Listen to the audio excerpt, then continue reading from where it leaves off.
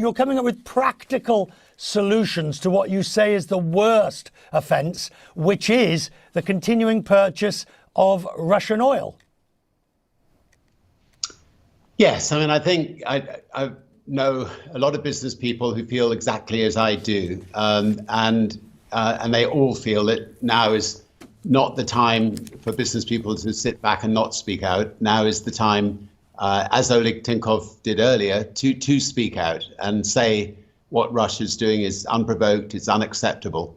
And so I think what we as a business community are asking for is, first, the military aid is urgently needed, a lot more than is currently being given to Ukraine. And we just must get Ukrainians the weapons and the protective gear and everything that they need. And the second thing is that it is preposterous that Europe continues to send checks every day to Russia for oil, gas and coal. That must stop, and it must stop immediately. And so, what we've said to ourselves is, if we were politicians running Germany, how would we stop it?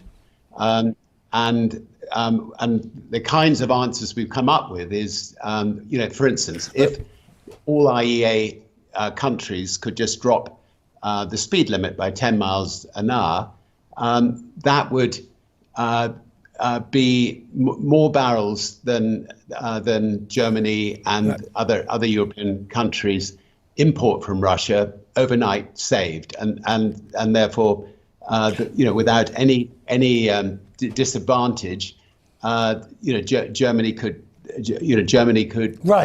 just stop buying oil. So obviously the idea of cutting the speed limit, turning down thermostats, switching down air conditioning, all these sort of things will have an incremental effect. But when the German Chancellor says, look, it will have a very bad effect on the German economy, and thereby the rest of Europe will suffer even more than it's suffering at the moment because of the war, do you not cut some slack to give them time to cut back by the end of the year? Look, I'm an entrepreneur, I'm a businessman, I've been 55 years in business. What I know is that if you could do what the IEA says and take 2.7 million barrels a day out of the oil market, what is going to happen is countries that are importing oil from Germany need not import it anymore because there'll be plenty of oil around. The price of oil will collapse. That will bring down inflation, and every single Western country will benefit. And there are simple measures to answer what Russia's doing by the West, and it's not painful. I mean, during COVID, we couldn't drive a car at all. Asking us to drive a truck or a car at 10 miles an hour less speed is not a big ask. It's not going to affect our lives massively. And if you also then add on top of that, to have every single business to look at themselves and see how they can cut back by 3 or 5%, you will see a collapse in the oil price, and that will benefit everybody. You said as well, your fellow B team leaders stated now is not the time for neutrality. Now, today we have, for example, Wimbledon saying that Russian and Belarusian tennis players can't compete. There's a dispute. I mean, there is a controversy. Some say athletes should be allowed to not visit the sins of the country on the individuals and vice versa. So there's an argument and a debate going on. But when I read your letter, it's sort of fairly clear. Now is the time to take stands.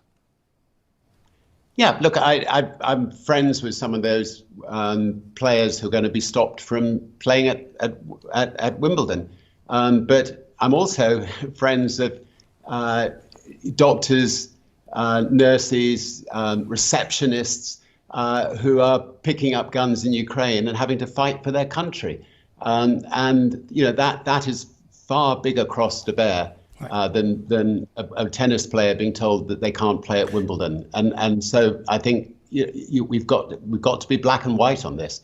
By the way, Oleg Tinkov, I just heard what the statement he's put out. I know him personally.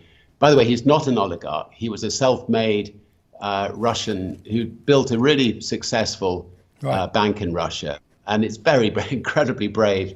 The statement that he's put out tonight, and there are a lot of other Russian business people that I know who feel equally strongly that that this war must stop and that Putin must stop what he's embarked upon.